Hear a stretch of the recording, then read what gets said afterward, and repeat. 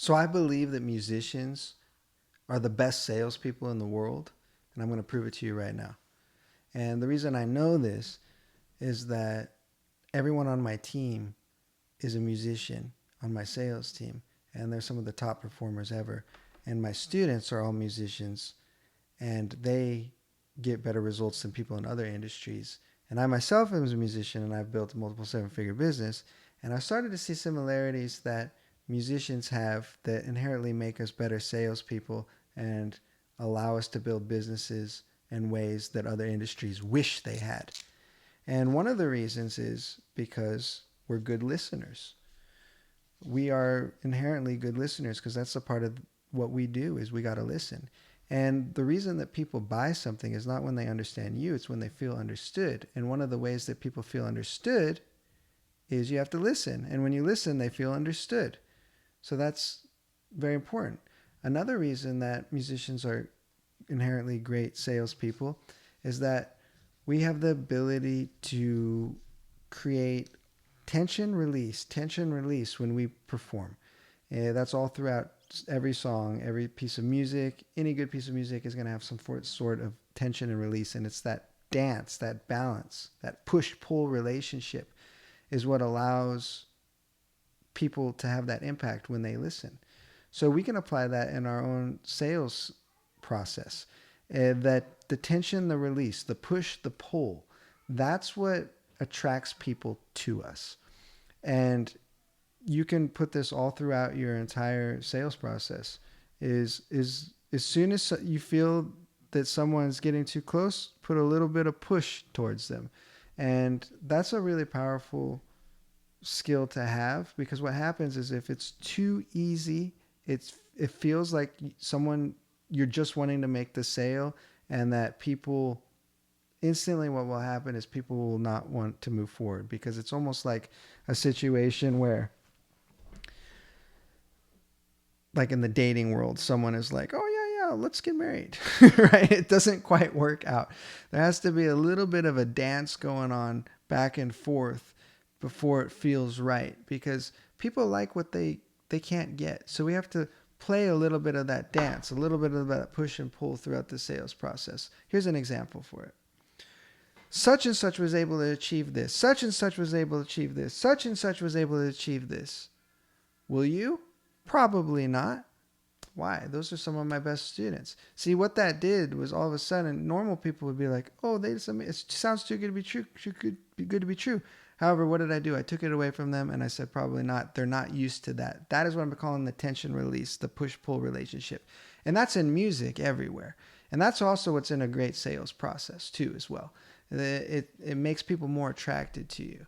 Okay, so remember that when you're putting your offers out there, that push-pull relationship is really important. And then also too, like I like to look at like if you do a sales call or something, it's a lot like the art of improvisation. So you basically have the chord changes in improvisation and know how to navigate through the chord changes. However, there's many infinite different ways to navigate through the chord changes. And what happens is once you understand that and you know the art of composing and improvising, just like in music, when you apply it into the sales process, it's exactly the same. It's exactly the same. I look at it as blowing through the changes. That's what they call it when you improvise through chord changes. And I really look at the sales process the same way. And that's why I believe that some of the best salespeople and some of the people that are the best at building business are actually musicians. So if you're a musician and you didn't realize this yet, well, now you know. And I know this now because I've now coached hundreds of musicians. And if you're not familiar, I created a company called Passion Brothers Online, and we were one of the pioneers, the first help musicians get their knowledge out there online and to package it in a certain way. And we've discovered that musicians rule. And it's because of these skills that are embedded all over our musical DNA. So once you have an awareness of this, there's a way to take this awareness and to then apply it to your business. Okay? So that's how I like to coach my team. That's how I like to coach other musicians, is to tap into that inner DNA that you already have and just apply the same concepts into this. And actually nothing is more challenging than learning our instrument, by the way. Like I'm sure you know this. Like that was a lot of discipline, right? That was a lot of self-discipline, and that type of discipline, when you apply it to building a business, it's actually much simpler than that.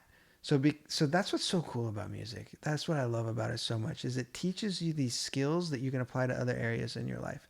So all I ever did when I first studied too, sales too, is I would transcribe, just like I did trombone solos. I would transcribe people doing sales pitches, people doing webinars, everything I could possibly find where people that I knew they were successful. I would transcribe it in the exact same way that I transcribed my trombone idols. I would transcribe it, and I'd write out the solos and the trombone. I'd write out what people were saying. And then what happens is you know the process. I treated it the same way. And then I was able to digest it. You know, what Clark Terry used to say, you imitate, assimilate, innovate. And it's really the same process with sales and building a business. First, you see what's out there, you imitate, then you assimilate it, see what's going on. Or it's assimilate, imitate, innovate. That's the process. Assimilate, imitate, innovate. It's the same process. So I did the same thing, and then it starts to come out of you just like your instrument, except it's much simpler because music is a lot. There's a lot going on, and there's a lot of physical aspects too with their instruments and stuff and all that. This is much easier. So if you're a musician, you're lucky. So that's how it is.